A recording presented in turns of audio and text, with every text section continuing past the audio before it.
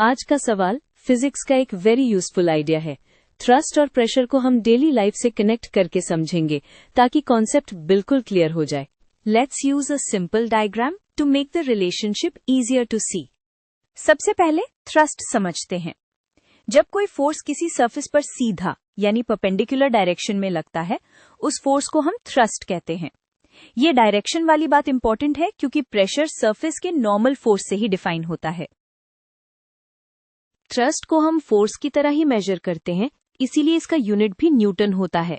सोच के देखो, अगर सरफेस पर पुश या प्रेस कर रहे हो, मैग्नीट्यूड फोर्स का ही होगा, बस डायरेक्शन नॉर्मल होनी चाहिए।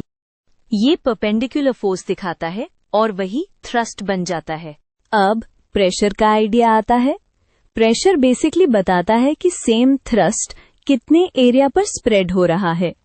एरिया छोटा होगा तो इफेक्ट ज्यादा कॉन्सेंट्रेटेड, और एरिया बड़ा होगा तो इफेक्ट स्प्रेड आउट, मतलब प्रेशर का कोर रिलेशन यही है, थ्रस्ट पर यूनिट एरिया। इस रिलेशन से एक सुपर इंपॉर्टेंट कंक्लूजन मिलता है।